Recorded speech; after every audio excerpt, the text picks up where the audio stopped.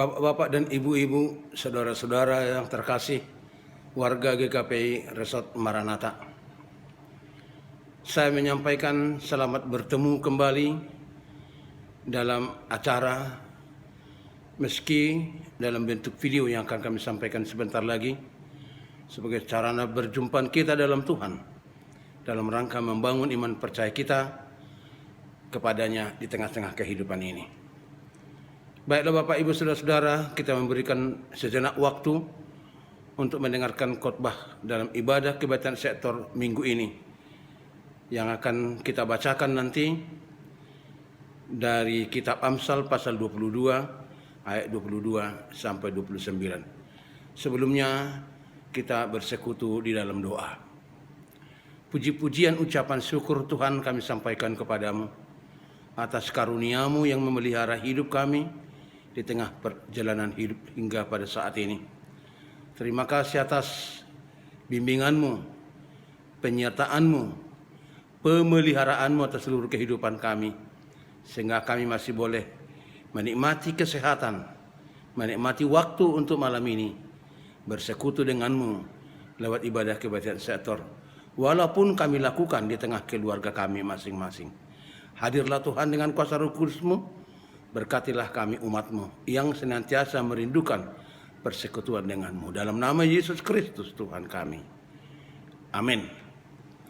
Amsal pasal 22 ayat 22 sampai 29. Demikian firman Tuhan. Janganlah merampas orang lemah karena ia lemah, dan janganlah menginjak-injak orang yang berkesusahan di pintu gerbang. Sebab Tuhan membela perkara mereka dan mengambil nyawa orang yang merampasi mereka. Jangan berteman dengan orang yang lekas gusar. Jangan bergaul dengan seorang pemarah, supaya engkau jangan menjadi biasa dengan tingkah lakunya dan memasang jerat bagi dirimu sendiri. Jangan engkau termasuk orang yang membuat persetujuan dan yang menjadi penanggung hutang. Mengapa orang akan mengambil tempat tidurmu dari bawahmu, bila engkau tidak mempunyai apa-apa untuk membayar kembali? Jangan engkau memindahkan batas tanahmu, tanah yang lama yang ditetapkan oleh nenek moyangmu. Pernahkah engkau melihat orang yang cakap dalam pekerjaannya? Di hadapan raja-raja ia akan berdiri, bukan di hadapan orang-orang yang hina. Demikian firman Tuhan. Bapak Ibu, saudara-saudara yang dikasihi oleh Tuhan Yesus Kristus, pada zaman dahulu sebelum ada hukum yang tertulis dan berlaku untuk komunitas manusia yang mengatur dan menata hubungan sosial di antara manusia di dalam kehidupan ini adalah seperti hukum rimba, di mana yang kuat menguasai yang lemah, dan yang lemah menjadi korban dan menjadi mangsa. Di zaman kerajaan tempo dulu pun, kekuasaan seorang raja adalah kuasa yang absolut, dan perkataan raja itulah yang menjadi hukum dan aturan. Filosofi orang Batak pun juga mengindikasikan pemahaman seperti itu. Kita mengetahui ada upasa atau narasi tentang kekuasaan raja yang terungkap menjadi seperti pantun, yaitu baris-baris ni gajah di rura Pangaloan, molo marsuru raja daya sonioloan, molo nioloan Roma pangomoan, alai molo sonioloan setau Roma amaguan. Saudara-saudara, terjemahannya kira-kira seperti ini. Jika seorang raja memberi perintah, wajib harus dilakukan oleh semua rakyatnya. Sebab konsekuensinya jika tidak taat adalah fatal akibatnya. Tetapi dalam kitab Amsal ini yang sudah ada ribuan tahun yang lalu, mencatat nasihat yang dapat dimaknai sebagai hukum untuk membimbing setiap orang berperilaku baik, tidak berperilaku sewenang-wenang, terutama bila punya kuasa dan kuat. Karena atas segala perbuatan kita ada Tuhan yang menjadi hakim untuk kita. Saudara-saudara yang dikasihi Tuhan Yesus Kristus, dalam rangka mengangkat nas Amsal 22 ayat 22 sampai 29 ini menjadi khotbah untuk meneruskan pesan-pesan yang terdapat di dalamnya pada generasi terkini. Kita perlu melihat nas ini dari beberapa hal, antara lain: 1. Ayat 22 sampai 23. Jangan merampas atau menindas orang yang lemah dan berkesusahan. Amsal ini menasihatkan dan memperingatkan saudara-saudara agar kita manusia tidak melakukan kekerasan dengan siapapun. Pelanggaran akan nasihat ini akan berhadapan dengan Tuhan yang membela perkara orang tertindas dan mungkin akan mengambil nyawa penindas dan perampas tersebut.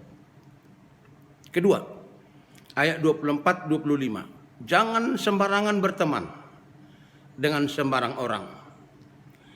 Bila berteman dengan orang yang lekas gusar dan seorang pemarah misalnya, menurut Amsal ini pertemanan kita dengan seseorang dapat saja mempengaruhi kita ikut seperti mereka. Dan mengabaikan nasihat ini sama dengan memasang jerat untuk diri kita sendiri. Ketiga, ayat 26-27. Jangan mau menjadi penanggung hutang orang lain. Tidak baik bahwa kita yang membayar hutang orang lain. Hal itu diumpamakan ibarat mengambil tempat tidur dari bawah dan memberikannya kepada orang lain, jika tidak segera diganti dengan yang baru. 4. Ayat 28. Jangan memindahkan batas tanah. Perkara perbatasan tanah sebenarnya bukanlah hanya soal batas tanah, tetapi menyangkut soal menghargai hak-hak orang lain, agar kita juga dapat mengharapkan penghargaan orang lain terhadap diri kita. Dan yang kelima, ayat 29, keterampilan bekerja.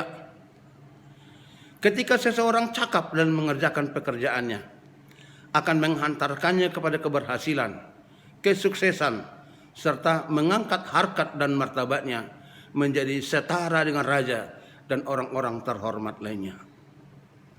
Bapak, Ibu, dan saudara-saudaraku, demikianlah nasihat praktis yang kita jumpai dalam nas ini.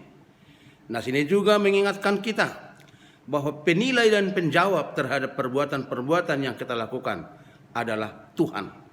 Oleh sebab itu, kita menyadari bahwa mengabaikan nasihat ini sama dengan membiarkan diri kita terjerat pada jerat kita sendiri dan akan mendatangkan hukuman Tuhan pada diri kita sendiri.